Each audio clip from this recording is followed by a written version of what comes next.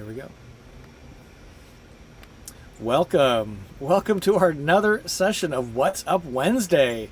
Can you believe another week has rolled by?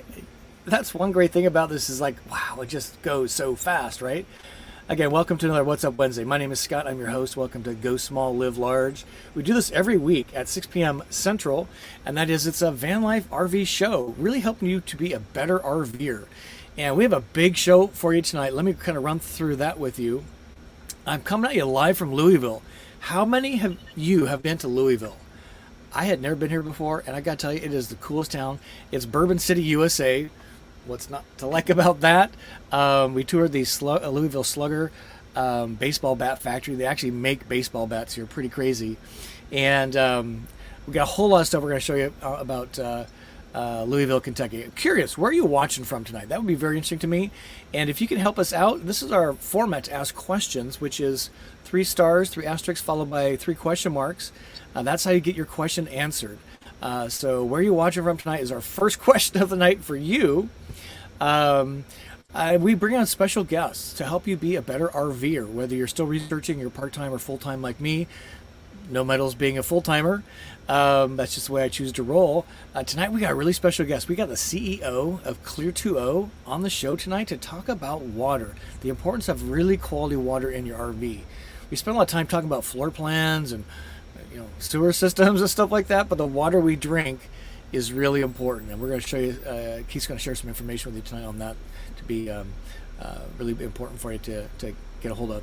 30 and a Wake Up, Kevin Martin, huge RV channel, is joining us from Hawaii next week. I just texted him. He just landed in Hawaii today. He doesn't even have a van anymore. So I'm very curious about how that's going to roll. He's going to join us next week, so put that on your calendar. And look at these special guests, ladies and gentlemen. We've got RV financing come up. I get so many questions from you about RV financing. We've got a Winnebago dealer coming up to tell us, give us the 101 on RV financing. We've got Sunshine State RVs coming on. All they do is sell Class B RVs. So if you want to know the best of Class Bs and have questions, Nick is going to join us. And then Coachman. I kind of fell in love with Coachman at the Tampa show in January. He's going to be on at the end of the month. So get your Coachman questions ready. It's just a great thing.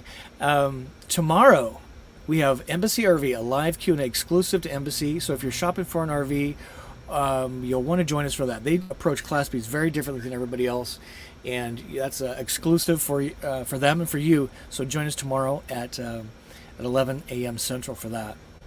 Speaking of that, get your calendars, mark this down. We got a lot to cover tonight.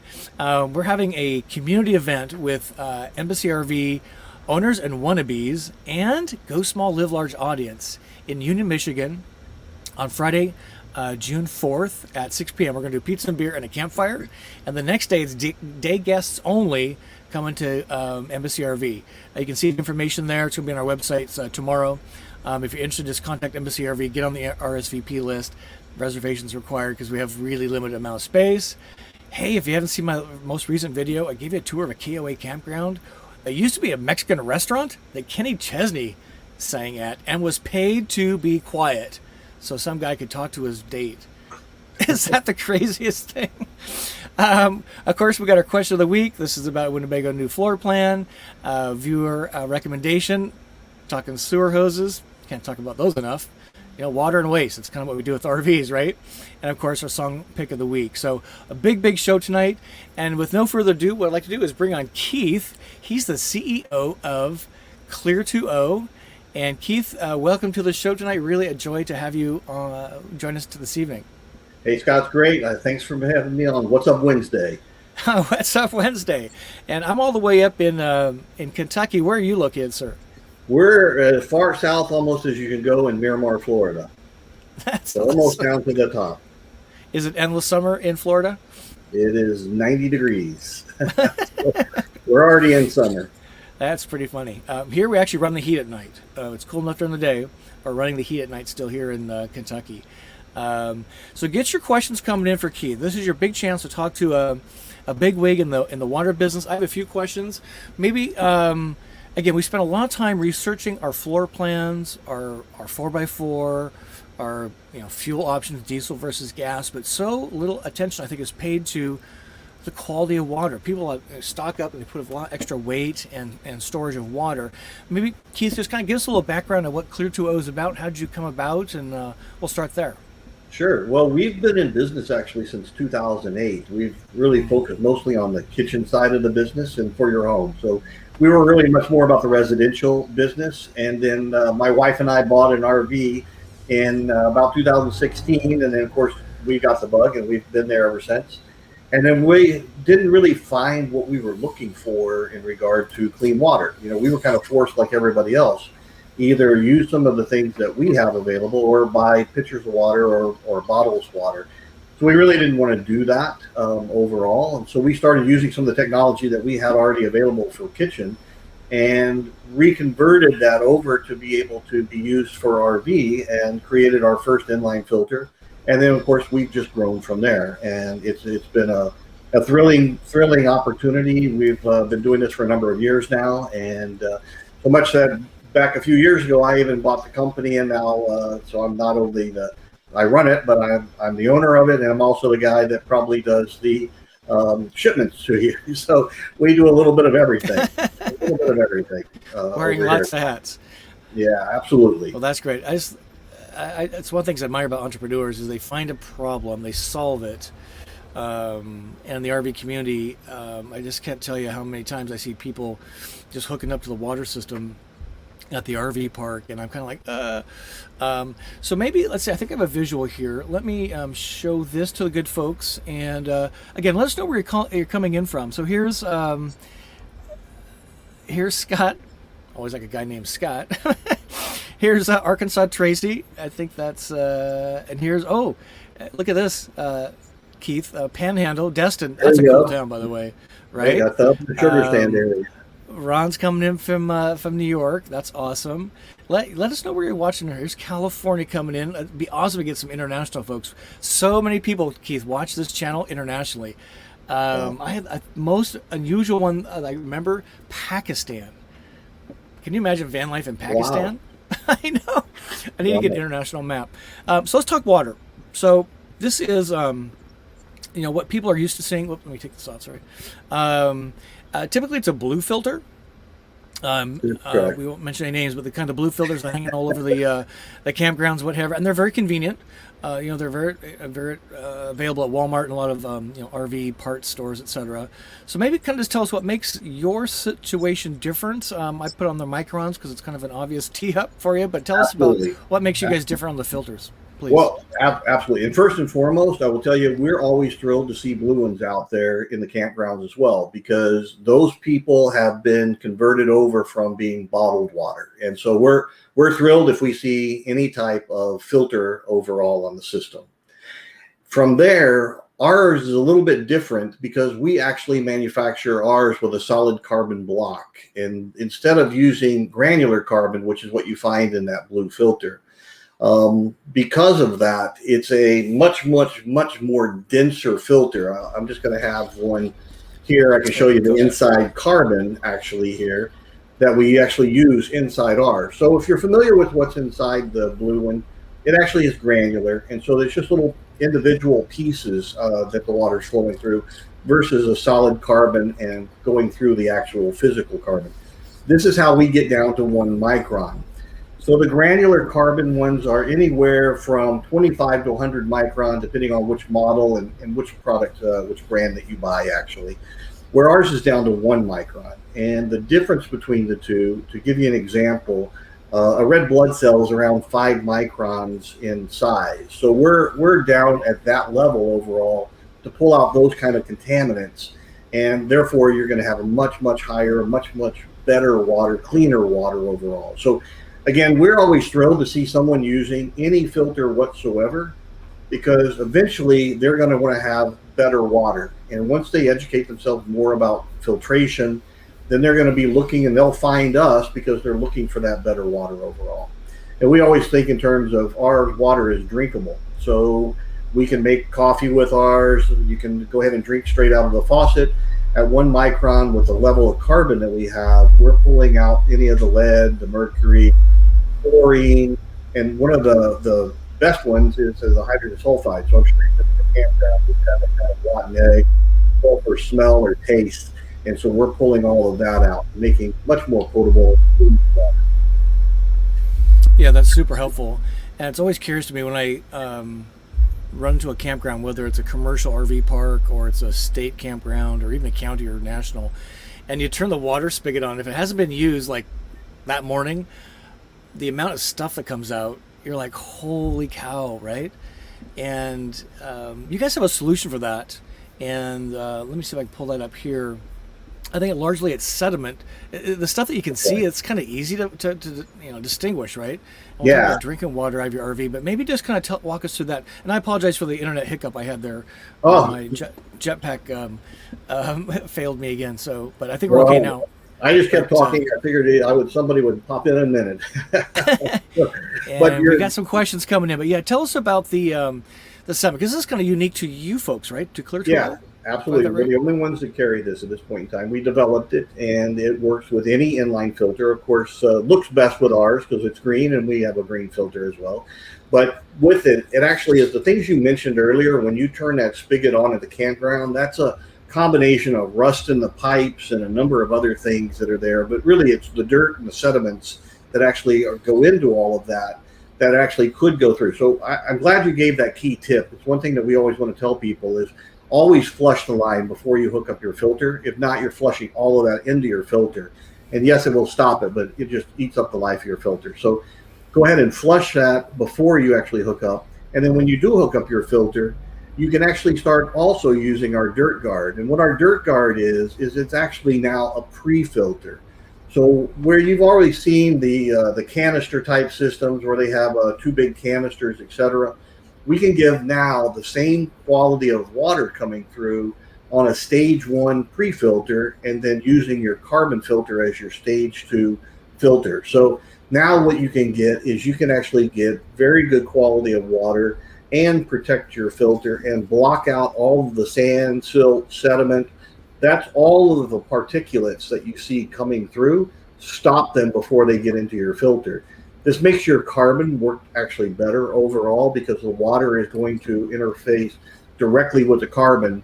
If you have too much clay, and I'm sure you've been in a campsite where you have a lot of clay, or you see it in the water itself, that's going to coat anything. It's going to coat the carbon, whether your carbon like ours, a block carbon, or even a granular carbon. Once that carbon is coated, it's no longer in contact with the actual filter itself.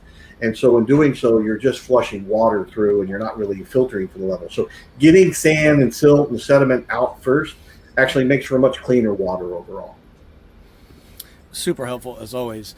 And just to give the folks, we got some questions coming in. I want to get to those too. Keith and I did a video, probably a year ago, right? About a year. So if you haven't seen that video, you'll want to see that. He kind of walked us through some of the demos of this. And Keith is paying me about $1 million to have him on the show tonight. Just kidding. I'm just doing this because I want to help you guys and gals be better RVers. I'm not getting paid anything for this, right? It's just to help you be a better RVer because, I've been on the road full-time in my van now for over 2 years, about 25 months. I'm just a little more experienced than some, a little less than others, and just want to help you be a better RVer. I just see so many people doing user errors, and that's what we're trying to prevent tonight. So this is super helpful. Keith, when you and I talked last time, we talked about the Kankakee River. It's supposedly one of the cleanest rivers, probably from a chemical standpoint, but the sediment is so bad. And we talked about that on that video. And so I'm just really glad you guys have this option for this. We got a couple questions coming in. But first, where are you watching from? We got Rochester. That's pretty cool. Are you ready for this one, Keith? Qatar.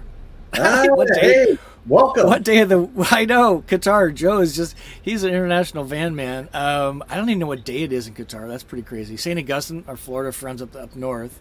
So he's got a question here. So William, if you can help us with the formats, 3 asterisks by 3 question marks to help me find your question. So William wants to know, how long will one green filter last? Good question. Yeah, that's a great question, and I have to answer it the way that we're supposed to answer it, which is it all depends on the quality of your water you're putting through it. So we test them for 1,000 gallons. So they're designed to last 1,000 gallons. So the question is, how long is 1,000 gallons? If you're a weekender, obviously that could be an entire season. If you're not, then it could it could last a shorter period of time if you're a full timer, as an example. But it does really come down to the quality of water that you have. We're always shooting for that 2 to 3 month. If you're a full timer, that's what we're usually shooting for. But again, it depends on the quality. Yeah, it's really pretty amazing. So if you kind of do the math, so and I drink the water from my rig. I filter my water at the tap, spigot, whatever. I filter coming into the rig. I filter it into my with your system. Thank you, Keith. I learned that from you. And my portable jug, and then it's filtered again under the sink in my Travato. And that's one of the cool things about Winnebago is the cold water at the galley sink is filtered. So I filter it once coming in using your system, and then again using your filter in the Culligan housing that's built into my Winnebago. So I filter it twice. I don't buy water. I think it's a terrible, I don't know, just the plastic bottles just drive me crazy. Maybe just talk about, people are just squeamish about drinking water from their rig. Why is that, do you think? Yeah, there's two reasons that people don't like to drink from campgrounds. One, they're familiar with the campground water is not that good in the first place. And then two, they don't have a trusted filter source that they're actually using. And so when we do research, this is always the common responses that we get from everybody. But one of the things that I always want to impress on everyone is that you buy bottled water quite often because you trust from that brand, or you trust that taste, or you may like the taste of that water overall. But the key difference is if you actually buy a good quality filter, and whether it's ours or whether you filter in a different way, because there are so many different ways you can filter on an RV. But whatever way that you're actually trying to filter that water, if you buy a good quality filter, carbon is key. You need a lot of carbon. Carbon is the miracle product. The more carbon you have, the better quality of the water that you're going to get from it as well. And when you put it through a system like that, you know what actually is going to be coming through the other side of that. So quite often, even if you're on a public water source, you don't know what that water's gone through from the water treatment plant all the way to your spigot. So you don't know what it's touched. You don't know what the type of pipes it's gone through. You don't know anything. But if you filter right as it goes into your rig, you at least know the water from that filter into your rig is clean. And that really is the key difference between the two. So I highly recommend buying quality filters as opposed to not. And again, I'm not trying to just say buy ours, because there are good quality filters in the marketplace, and it depends on the type of systems that you have. You mentioned Culligan a second ago, and they make many fine filters as well. The key thing is buy one that is going to achieve what you were trying to do. So know Micron. Micron is a millionth of a meter, and so know what that is. The smaller the micron, the more it's going to filter. Now, it's also going to slow down your flow. So it's a balancing act at some level on that as well.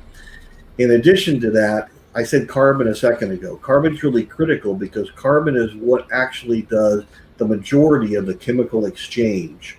So sediment gets trapped, but anything that's in solution is going to pass through. So it actually has to be attracted to the carbon and absorbed by the carbon. So that's what's going to prevent the chlorines and the leads and things of this nature from getting through to your spigot yourself, or to your faucet. So really the key and critical thing is buy a good quality filter that has a lot of carbon in it, and know your micron. You do those kind of things, you'll make a good choice, and you won't need that bottled water anymore. And the second that you do this and you find that good combination for yourself, and you're not hauling that bottled water, you're not doing anything, I always tell people, bottled water should be for convenience. It shouldn't be your main source of water overall. I hate pouring bottled water into my coffee maker. It just seems like such a waste. A couple pots and I've got an empty jug and I'm throwing it in the trash and it takes up so much room. That's from a personal standpoint, I just hate that. So the more you can filter, the better. That's super awesome. And as RVers, we're generally a little bit better stewards of the environment just because we're more conscious of it, because we're in it versus just running from the garage to the office and back to the house. So Beyond Intention here has a good, can't wait to swap the blue filter for the snazzy green one. Yes, we'd like to see more green. And they did some math. Hey, we got some questions coming. Keep them coming in. And I see yours that are not specific to Keith's subject here, so we'll get to those toward the bottom of the hour. Let's see, Beyond Intention did some math for us here. 1,000 gallons, it's 55 Phillips in the Travato, so I have an 18-gallon tank. That's like one that's like 1 tank per week, which is about my rate. So it's time for me to get a new green filter. Yeah, there you go. Thank you, Beyond Intentions, for that. That's super cool. Keith, let me ask you about this. Let me see if I can pull up this visual here for you. So a lot of the folks in the audience, we love vans, but some have found that vans are not an effective way for them to RV. They got dogs, they got spouses, they want room. Maybe they want a Class C or the Class C minus, the B plus, and maybe they can do a little bit better, even more so on the filtering thing. I see this more and more at the RV parks where there's a big rig with this kind of dual system. Maybe tell us what this is and where would this be appropriate for somebody, I'd say, other than a van, because that looks kind of like a big system. Yeah, absolutely. Yeah, there's two, I guess what I would say, two paths overall for filtration. And what we wanted to do at Clear2O was make sure that you could equal the quality of water coming from either pathway, whichever path makes more sense for you. And that's going to make sense on how you RV and what kind of space you have to manage overall and what kind of budget you have as well. So if you are the weekender and or you change locations often, then an inline filter, which is what we were showing earlier in our dirt guard and inline filter combination, it may work the best for you. And you can now get high quality of water coming from that, which you couldn't really get before we invented our filter overall. But then if you move on to the one that you just showed, which actually you can see right here behind me, Oh yeah, that's cool. there as well, that actually is a dual canister. And that actually is meant for if you have a little more space or you're a little more sedentary in where you're going camping. If you were actually going to come stay for a month or 2 months or 3 months or 6 months at a time, you may find it so much easier to put a canister type system in place. What you're going to gain from a canister system is you're going to get a higher flow rate and you're going to get longer lasting filters because they're designed to have higher capacity. So you still have in that particular one a pre-filter stage and then a carbon filter stage. You're going to go with the same thing. You're going to get equal quality of water. But if you're used to more residential type of showers, et cetera, and higher flow rates, then that is going to give you a higher flow rate and, again, longer filter life overall. And there's a variety of filters that go in there. These are standard 10 by 2.5 filters. So they are a filter such as this right here. It's just a standard filter pack. Overall, we make a variety of different ones. We make pre-filters and we make carbon filters as well. One thing I will tell you, though, is that not all carbon filters are alike. Let me just show you this. Everybody can see this. So this is a competitive filter here. And as you can see from the outside, it looks like carbon. Now, I've cut this in half, and you can see the inside is actually filled with foam. So that actually is not bad, but it's never going to have the level of carbon as a solid carbon is. So the difference in weight is this is about 25% of the weight of this. And you're looking for that overall. You're looking for the heavier filter, the higher carbon filter. So don't get caught short buying these types of filters because they're not going to do what you want them to do. They're not going to clean that water. They will be good as a pre-filter. They can be used at that level. But for the secondary filter, you really need a carbon filter, a solid carbon filter to actually do the best cleaning. So helpful. And there's a little bit of you pay for what you get, and ladies and gentlemen, I know you know this. We're Class B people. We're willing to shell out $150,000 for a van, right? But when you go into your local retailer and you look at the blue guys, you get 2 for $20, or you got 1 for 20 with the green guys here, Keith. You're like, oh, I'm going to go for the cheap one. I'm like, so this is the kind of stuff we're talking about. This is why we want to educate you, because it's the water you drink. It's the water going through your RV systems, which are not really accessible. You have to tear everything out. They get plugged up, right? I mean, think the long game here. Keith, hey, we got some really interesting stuff coming here. So Grez, they're picking up their new 22 GL next week. Congratulations. Here we got Florida tuning in. Yasmin's getting ready she's got a green filter, so thank you for that. Thanks. Chicago. David, we're going to get to your question in just a second. Look at this one. India. Guitar to India. Holy cow. Can I ask where in India? I've been to India a number of times. Oh, yes. Please let us know. Mostly in Hyderabad. And Probably filtering water in India is a good idea too. Yeah. Everywhere, right? Really. So David's got a good question. So we're not, bashful about competition here, right? So David's got a good question. Just bought a Pure One, which is a Berkey competitor. I'm not familiar with that myself, but I use the blue filter on the inlet, but then we'll filter and drink from the Pro One. Compare that to this setup, please. And you guys have a portable one too, I think, right, Keith? Yeah, well, we actually we do have one for hiking as well. We can talk about in just a minute. But to answer this question, a couple of things. What I like about this question is it gives us the opportunity to talk about stages. So one thing we always want people to be thinking about is we've already talked about a pre-filter stage and a carbon filter stage, and we always like to think about a drinking water stage as well. Now that doesn't mean you can't drink from one of the other stages. You can with the right micron level. But if you bring out a third stage, you can go to a less than 1 micron level, and that now gets below the microbial level.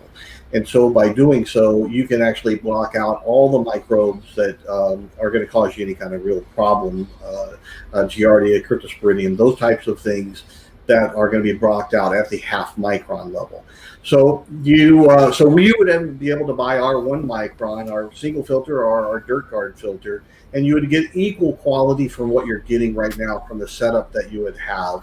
I don't know the micron level of Pure One off the top of my head, but I would believe, because it's a gravity-based filter, that we're probably even below it at 1 micron.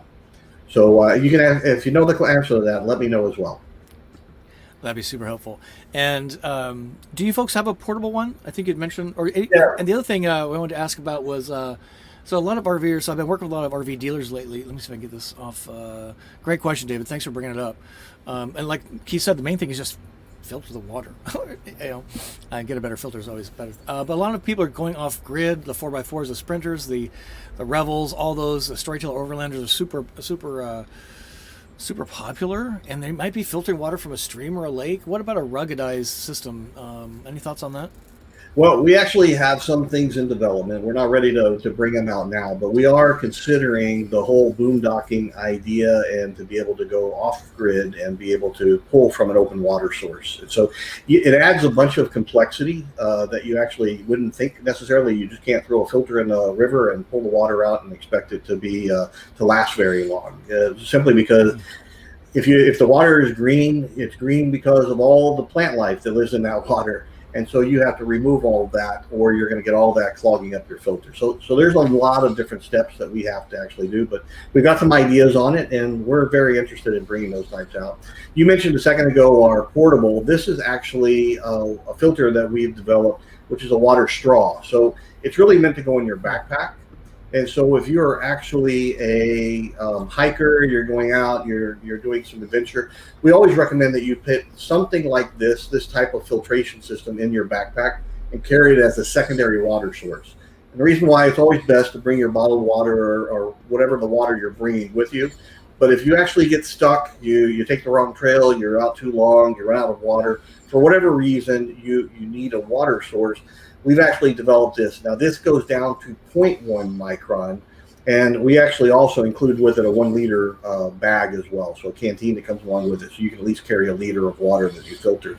The key difference between us and some of the other competitors out there is this portion here is actually the 0.1 micron, and then we add another portion on the top, which is actually a carbon component. So by going through the carbon, you can actually change the taste, because at the bottom section only removes the particulate, only removes the micron level. It doesn't actually do any chemistry to the water itself. So up top, you can actually remove some of the taste and odor issues, smell issues, etc., that are actually in that same water. So that's why we have actually 2 pieces. And this portion comes off. This you can continue to backwash and use. After time, you just replace this, buy a new 2-pack of them, and carry them with you as well. So we're now making this available for sale as well. And what you call it? It's a personal water filter. It's a water straw. Water straw. That's so what cool. they call it. Yeah. So you can either get water in your canteen and squeeze it through it, or you can actually stick it in the water and drink from it as a straw. That's so cool. Safely. Yeah, safely, which is key. A couple of questions coming in. Key, let me get to this. So Joseph Cook in Qatar answered my question. Apparently it's 2:15 in the morning on May 13. So, sir, it's time to go to bed, or is it time to get up? I'm not really sure. Oh my gosh! Thanks for tuning in today. Appreciate that. That's crazy. Las Vegas tuning in. So Yasmin's got a good question here on the how easy is it to install the dirt guard to the inline filter? And I'll see if I can bring up that image so you can answer that, Keith. Good question. Thanks for asking. Yeah, so we designed this to be as easy as possible. So if you're familiar with how to actually install the inline filter, or just hooking it up to your faucet overall, the actual dirt guard fits over that filter. So you can see the inline filter hanging out from the bottom, and then the dirt guard at the top. And so you just connect the top as normal, just like you would your normal inline filter, hook it up straight to your dirt guard. We include with it a hose protector. So that makes it even easier for you to hook it up to the spigot. And then you just connect your filter inside, right as easy. The filter, the white filter you're seeing on the right-hand side is our 20 micron filter. So you're going to be filtering at a 20 micron level. That doesn't actually affect any flow rate. You're still going to get between 5 and 6 gallons per minute coming through, all depending on your pressure, of course, but generally on average, that's what you're seeing coming through there. That's fantastic. Great question. Greg Chambers has an interesting point. I kind of agree with this. Bottled water suppliers don't make water. They manufacture plastic that's probably filtered water to start with, right? So it's a good point, right? Jim's got a good question here, and we're at the bottom of the hour, Keith. Are you able to stay a little bit longer? Yeah, I'd love for to. about an hour. Okay. We got some more water questions coming in. We got a whole bunch of big show stuff coming on. So Tang's got a great question here. What's the best way to store your filter between use? That's a great question. And then should you cap it off on both ends? Suggestions? Yeah. When you buy our filter, we actually supply 2 small little caps that are great. Don't throw them away, and just keep them. They're for dust covers, and they just keep anything from crawling inside, or any problems, or any dirt from getting in between usages overall. So the best way to store a filter, and this goes for all filters, the best thing to do is dry it. So shake out the water and stand it up on its end and let it drain for a while and dry the filter. The drier the filter, the happier the filter, the longer it will last you. So dry the filter to the point where no water is coming out any longer. Let it air dry on its end for a little while longer, and then you can store it in a cool, dry place on your RV underneath. We just always recommend storing out of sunlight, of course, and store there indefinitely. If you are going to just be gone for a short period of time, we do have a lot of people actually store in their refrigerator, and they put those into a plastic bag, a Ziploc type bag, and they wrap it up and store it in the refrigerator. You can do that. Just don't freeze it. Don't put it in the freezer section. Don't freeze the filter ever. It's bad for the filter overall. It may crack it, may ruin the performance of the filter. But we always recommend, if you ask what I do, I dry my filter. That's the best thing, and that's what I've always found the longest filter performance and best filter performance and the longest filter life. Super great. Great question, Tang. Van Demek's he's a frequent commenter. When it goes to what goes into your body, this stuff is very important to get it right. Very true. Yeah, right. So merry-go-round's got a good question here. A few more on filters and water, then we'll switch gears just a little bit. Do you need both filters? Interesting question. What do you think? The sediment, I think she's talking about, plus the inline, right? Yeah, so we've sewn 2 sets of filters. So we'll just right now talk about the inline side, because I'm assuming that's what she's talking about. But the first filter is actually a blocking. That's what it does. It actually doesn't treat the water in any way. It acts as a block. So it actually is a guard that the water goes through, and any particulates actually are removed at that level. So the secondary filter, which is the inline filter, is the carbon filter. So the carbon filter is actually what absorbs the chemistry that's in the water. So you need both types of filtration, regardless of what kind of filter that you're using, in order to be able to take out all the things that you have. So for example, lead's in solution.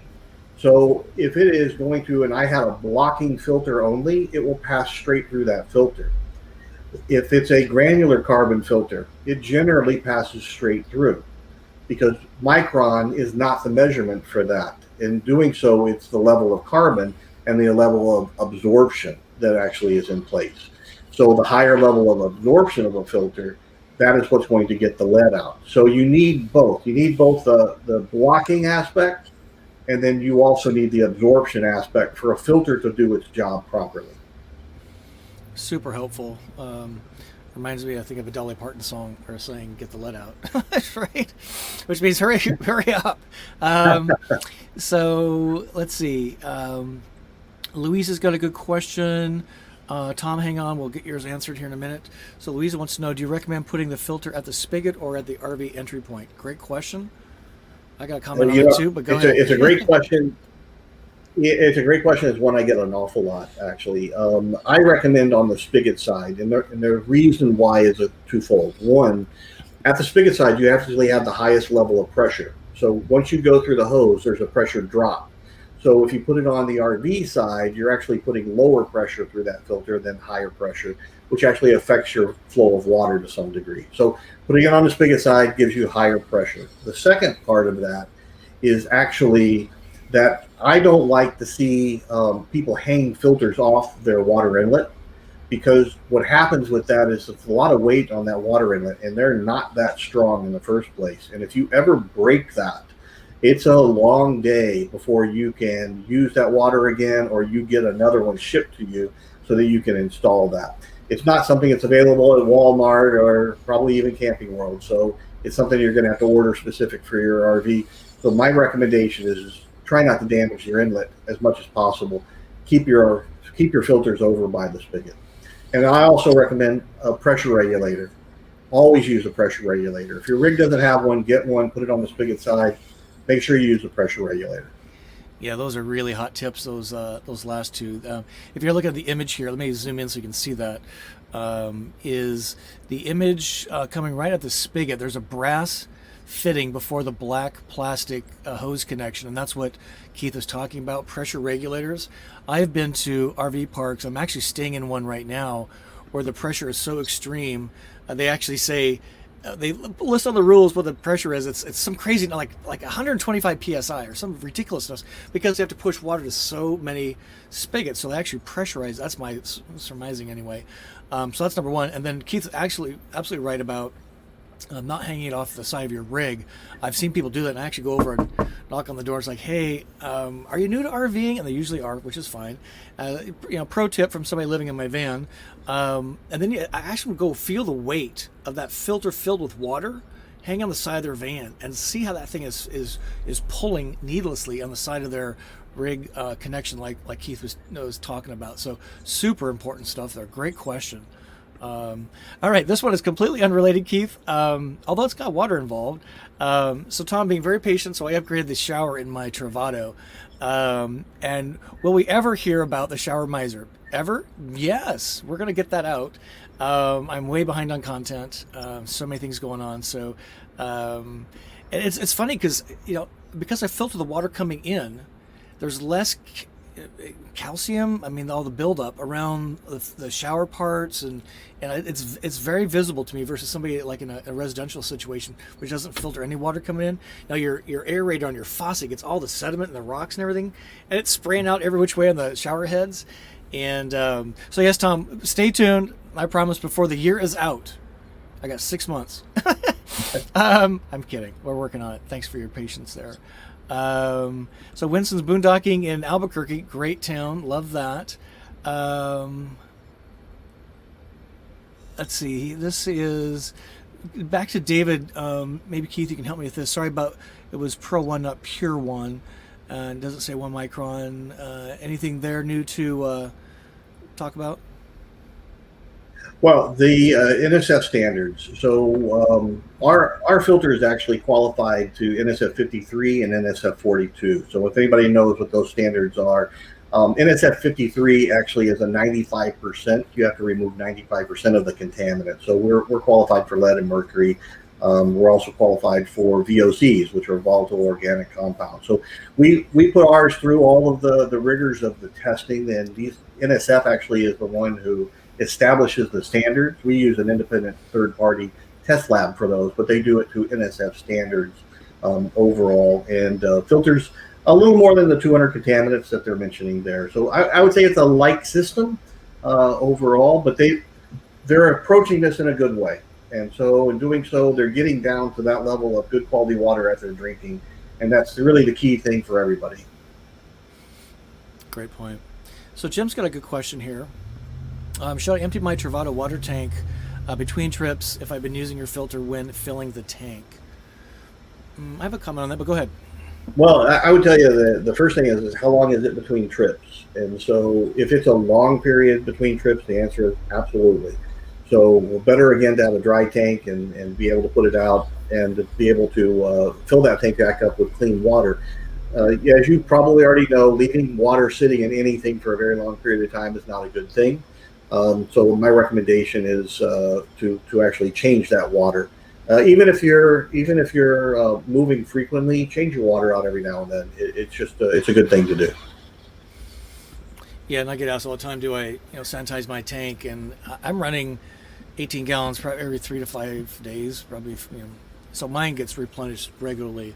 But yeah, as Keith mentioned, I think if you're storing, that's a whole different program. I am not storing; I'm in motion. So it's there's one other aspect of it, and I don't know if you do this or not, but other people do this is keep your tanks as full as possible as well. And the reason why is the less oxygen in that tank, the better.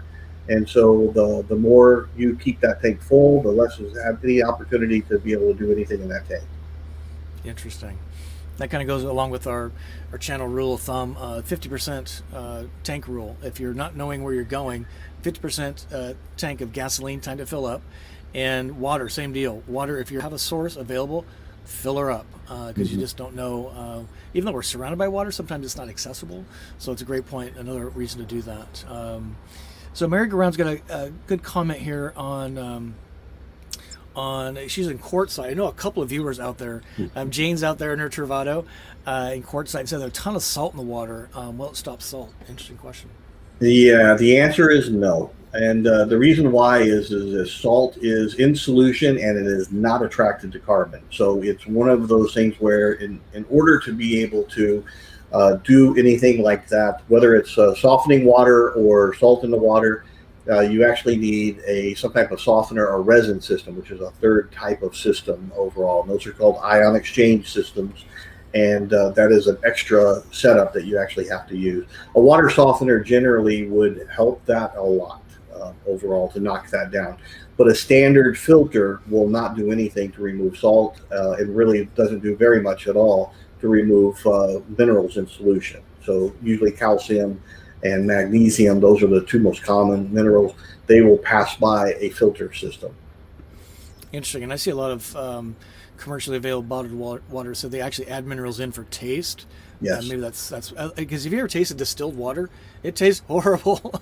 Yeah, it just doesn't taste good to your tongue. So let's shift gears just a little bit. We got, again, a lot of information to cover. We got about 15 minutes. So these are Vanlife questions, and this whole thing's about you folks. We bring guests on like Keith just to help you be a better educated RVer. Again, whether you're no-time, part-time, or full-time. But this question here comes in from Greg. Any problem getting fuel and gas? Not really related to water, although kind of, I would say. And my rig runs on gasoline. It's super plentiful, super inexpensive, and a little easier to find than diesel. So I've never had any problems getting gas. Although twice I almost ran out of gas because I did not follow my 50% tank rule, and it scared the Jesus out of me. It was so unnerving. And when I get down to that, 1/3 tank, Keith, on my fresh water, I'm like, where am I going to get water? So again, the 50% tank rule is if you're around gasoline and you don't know where you're going to be, if you're in an urban environment somewhere, not a problem. But if you're trekking across Montana, Kentucky, Tennessee, Wyoming especially, oh my goodness, and you don't know where that next stop for gas is, fill up at a half tank. And I'd say the same thing with water, just so you're not left high and dry, would be a good rule of thumb that we like to use here. So Kathmandu's got an interesting question on water here, Keith. Let's see if we can bring this up. And wants to know number of vans use 5 to 7 gallon water cans along with a water pump. Would the Clear2O make a good inline solution? So they're filling a tank, a jug, I'm assuming, right? And they pump out of that. Right. Kind of a DIY van build. They can filter coming into the tank off the hose. I mean, I do that with my secondary one, right? Yeah, absolutely. They can either filter into the tanks, the water, the gallon cans themselves. They can either do that, or if they do have a pump that actually can produce some level of pressure, you'd have to do a setup for that. But in order to be able to get a decent amount of flow, you need about 20 to 25 psi in order to be able to get through the solid carbon. And so in doing so, it would be a good solution, but you do need that pressure to be able to get through it. Interesting, good point. So Beyond Intention has a little clarifying point on the water. You know, I'm not on the East Coast. I'm in Kentucky, so I haven't seen this problem at this point. Gas is plentiful, and so no problems there. All right, let's shift gears just a little bit. So we'd love to share RV news because I think it's just kind of cool to learn about the industry, right? I mean, we're sometimes so focused on the rigs, we kind of, you know, I just like being in touch with what's going on in the industry in general. So let me shift this or show this, and I was really kind of glad to see this. So I get a couple of sources I subscribe to. This is from RV News. I'll zoom in here so you can see it here. So the RV Technical Institute is working with the Indiana Correctional Facility to help inmates, I'm assuming low-level offenders, get training on how to use hand tools, power tools, material handling, communication in the workspace, employability skills, OSHA. They get OSHA certifications, and they come out of their incarceration situation with, you know, being a better citizen and filling this need, which is so desperate in the RV space right now. I was really glad to see this. I think more states could do this. Who wants, coming out of, incarceration situation with not any better than going in is probably not a great thing for society long term. Might be on my soapbox a little bit. I don't know, Keith, what do you think about this? It's kind of interesting, isn't it? You know, I think anytime that anybody can gain a skill, especially if it is coming from, one level to another level in regard to, how society is going to be dealing with any of this, I think it's a great idea. So I think that the more that you can get those people out there with skill-based jobs, hopefully they never turn around and go back to where they came from. It's so true. And the RV space is so starved for good talent right now. Yep. And they're almost kind of aging out from the dealers I'm working with. And I won't name any statistics, but real life experience, just working with a dealer recently, they have actually so short of staff that they have rigs ready to deploy to the customer, but they're actually on like a 6-week wait because they can't get the new rigs processed fast enough and out to the customer. Mm. So, and that's just the ones that are brand new, let alone anything getting service. So I think this is great. I would love to see other states adopt this. And to me, it's kind of a no-brainer, helping just be better citizens. And it's just great, right? Yeah, I agree. So this goes to our viewer question of the week, and this is a good one, kind of a little bit about water. Not that I didn't pick this on purpose, Keith. So Winnebago made some pretty drastic changes to the 2022 Travato G floor plan in particular, and the viewer wants to know here, I'll zoom in so you can see it, wants to know around the 2022 G model in particular. Chris was struggling to understand the removal of the fresh and tank fill from the side of the van where it used to be, and wants to know if I have any advice or insights on how is this a usable design. Not real thrilled with that design. I think what they've done is taken a control panel, which usually goes on a larger rig, Class C or a Class B plus, where there's a panel under the chassis where all your connections go. If you saw the video I did with Kyle on his rig, he's got one of these types of things. And that makes total sense because there's a hose that comes up through the storage bin you plug in, and you have city water. What you'd probably have to do, which is what I do all the time and what the Winnebago Travato and Owners Wannabe Facebook group recommends, is you fill your tank and then disconnect. I don't run on city pressure water. Why? Because you have unlimited water at that point, but you have limited capacity on your tanks. We don't have flow through on the G floor plan. So while you might be just washing your hands and washing dishes, you're filling up your tanks and you might forget that they're filling up because there's no water pump noise reminding you, hey, precious resource, mindful of it. And so that's what I do anyway. So while this is kind of not a great solution to what they're trying to do here, I don't have a reason why they're doing this, but you could probably get away with it by just filling your tank, filter it at the source, and then just run off your water filter or your water pump. I'm sorry. Hopefully that answers the question. It's a really good question. And there you go. That's a great question. Okay, let's look at a couple more questions here we have them coming in. And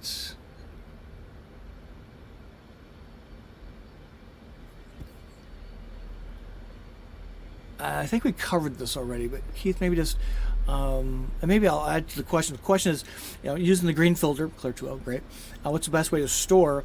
So I put mine in a plastic bag, but I have holes cut out so that it can breathe. I'm using mine again, like literally every 3 days, filling up my tank. So it won't ever dry out because I use it so frequently. Is that an issue? No, not at all. If you're using it frequently, then that's great. Continue to use it. It's really for the people. What we don't want to do is leave a wet filter stored in your RV for a month, 2 months at a time. That's just not good overall to do. But so that's why I always recommend shake it out, dry it out as much as possible. You're storing it in a plastic bag, which is actually perfectly fine because you're turning out and using it again. So just whatever you can do, shake it out, and then use the dust cups on the end if you still have them. If not, a plastic bag works perfectly good, just to keep the dust out and keep anything out of it from where you're storing it. And obviously, we have people store them in all different types of situations. There's a lot of variety between trailers and pop-ups and Class A's and Class C's and B's, et cetera, and all different areas are being stored at. So we've seen our filter being stored everywhere. But there's no issue. Just do your best to dry it out as much as possible. And if you're using it frequently, it's really not even that necessary. Yeah, that's great. I appreciate that. And it is kind of funny when you disconnect everything and turn the filter over. It just pours out. So it's really important to empty out, as you say. So that kind of brings us to our viewer recommendation of the week. I love this portion of the show because I don't know everything. I learned so much from people like Keith and other RVers. Are you ready for this one? This is super clever. This is from Jane and Roger. They have a Travato GL. Let me zoom in here so you can see this. And I'll try and explain what you're looking at here. So the right-hand picture, they've taken one of those long Rhino Flex hoses. They've cut it down to fit inside the side storage unit in their Travato G. And then they've capped one end. That's what the left-hand picture is. It's she called it a bayonet, but the cap, the same kind of cap that comes on that's on the RV's waste drain as it is. And then what they're showing in the middle picture here is that you connect where the red is, you remove that cap, you connect it to the RV, and then it's flexible enough and it's long enough. I think she mentioned 9 feet here, where it actually fits into the sewer hole very comfortably, very securely. And when you're done doing your tank duty, the picture on the right, I just love this creativity from RVers. It's so awesome. That's a hand glove. So they've taken a disposable glove and they've put that on the end. So after you kind of shake it out and you get all the water and stuff out of there, then you put on this glove that you can dispose of the next go around. What a clever idea to have a longer hose that's rigid, so you're not having to do what I do, which is kind of hold my hose in place, stores in the side, which I think is super key, and then using a glove to keep all the contaminants from running around. I don't do that, and that's a great idea. So we love your recommendations. So the special address we have is GSLL, go small, live large, viewer recommendation at gmail.com. Flood that email inbox, please, with recommendations, which kinds of bring us. Well, Keith, any comment on that? Kind of clever, right? Yeah, I actually think it's a great idea. And just don't use that glove again, right? Totally. And we haven't talked about it, but the cross-contamination I see all the time between the sewer and the fresh water, you just got to be super mindful of it. I don't touch, even when I go do the water on-off handle, I'm using my shirt or something, so I'm never touching it if there's a sewer next to the water, because people glove their hands, but they're covering everything with the schmutz from all those pieces. Yeah, it's just be super mindful. If you're filtering your water, but you're ingesting dirty water because it's contaminated from all these touch points, you're not helping a whole lot anyway. Which kind of brings us to the next point of the show, which is, and by the way, that will not be on my store because I don't have that solution, but is our song of the week. And this is kind of interesting. So again, GSL viewer recommendation at gmail.com is where you want to send these. Song of the week. Heard this song a million times. I'm sure we all have, right? Don McLean, Starry, Starry Night, da-da-da-da-da-da-da. The name of the song is actually Vincent, and you know what the song's about? Vincent van Gogh. Oh, really? So thank you, Sandy F., who is in a Class C, sent this in, and because of this one thing, I started a whole bunch of research around Vincent van Gogh, love Van Gogh, a huge fan of his, and we're going to announce probably within the next week or two a channel campout, Vanbury as I call him, in Nashville, because there's a Van Gogh experience happening in Nashville in November, and we're going to make that part of our Vanbury campout. So again, thank you, Sandy, for bringing this up. I never even knew those things were going on around Van Gogh. So keep tuned down the website, keep tuned to the shows, and just thank you for the song of the week. And if you bring that song up tonight, I know you've seen it a million times, but listen to the words. It's totally about Van Gogh's life, and pretty interesting stuff. Are you a Van Gogh fan, Keith? Well, I've always appreciated his art on the whole thing, and I know the picture you're talking about overall, or the artwork that's there. I just never connected. That's it. Yeah, I just never connected the two. Interesting. Yeah, and it goes to the song where, I mean, if you have your music player, watch the words. Walks his whole life. It's really a very moving song. Sing it a million times. Just never looked at the words, which is pretty crazy. Which kind of brings us to the next thing, which is crazy, which is pet pick of the week. Look at this. We got Buster, Opie, and Teddy. And are you ready for this? Apparently Starbucks serves puppuccinos? What is that? Oh my goodness. Thank you, Marlena, for bringing that to our attention. I had no clue you could serve a puppuccino to your pets when you go to Starbucks. That's at least a $20 run to Starbucks with mom and dad getting coffee and the dogs getting a puppuccino. Again, these are the things I just love. I never knew about that. If I had a dog, I'd probably go do this now. And just we learn so much from you. That's what we do here. We learn together, we share together, and you decide what's the best way for you. It's a pretty cool way to go. Keith, do you have dogs? I do. I have an Aussie, and who I'm surprised he's not barking right now. Well trained. You aware that Starbucks has puppuccinos? I have never heard that. I don't know how they drink through their masks, because the one here, you have to have your mask on. And it looks like whipped cream in the cup, and the dog just probably goes crazy. I would love to see that in action. Sure. That would make a funny video. That'd be a good TikTok video, actually. I'm sure he would be thrilled. I know, right? So funny. So yeah, send those recommendations in. Pet pick, song of the pick, recommendation, and we extract your questions from all the various sources. And looks like we have one more. Roads of Life is chiming in here on the pup pick thing. So Robert, thank you. So straight up whipped cream and a small cup for the dog. Yeah, I would just love to see the dog tongue, and that would be an absolutely hysterical video. If somebody can send that to me, short, like 20 seconds, we'll see if we can get that on here. That would be so funny to see that. It's like you're watching an adult try and take a Jello shot. It's the funniest thing you've ever seen. So one more serious question here on water, since we have Keith. Let me see if I can get this to go there. And Carol's got one question, then we'll kind of wind it down here. So Keith or Carol's wanting to know the importance of adding, important to add a water softener. So on an RV system, houses maybe? I'm not sure.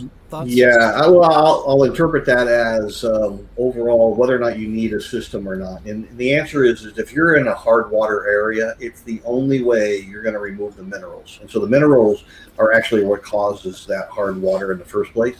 So to be able to do that, you need a water softener. That's an ion exchange system. It's not a filter, and it doesn't work and doesn't do a job of a filter. So whenever I have another friend of mine that actually has a company, and we're always going back and forth. The water filter guys do water filters, the softener guys do softeners, and if you're in that part of the country that has hard water, and so here in Florida, if you're anywhere around the West Coast, Tampa Bay area, or whatever it may be, they're quite known for how hard the water is in some of those areas. And so you need a softener in order to be able to do that. You need to be able to, the only way you're going to get the minerals out of the water and make for better tasting water. That's a great point. And thank you, Beyond Attention, for reminding us. Great show tonight. Thank you, Keith, for coming on. And hit a thumb up if you learned anything. That would sure be great for Keith and for others to find this content. That's how YouTube does that. So thanks for that. And a big thanks to Keith for joining us tonight. It's kind of late in Florida, but it's just a huge thanks and an honor to have you on sir. Again, 1 year later, which is pretty amazing, and just a big thank you to you and to all the folks that are joining us live and watching the replay. Again, next week we got Kevin 30 to wake up. He has marathon YouTube lives. We're going to hold him to an hour, maybe 90 minutes. But it's just always a joy. I can't wait to, from Hawaii, Vanlife in Hawaii. I think he's Vanlife. I don't know. But again, Keith, thank you very much. And thank you for everybody for joining tonight. Comment below, watch the live stream. We'll see you next week. And until then, we should journey on. Thanks, Keith. Thanks, Scott.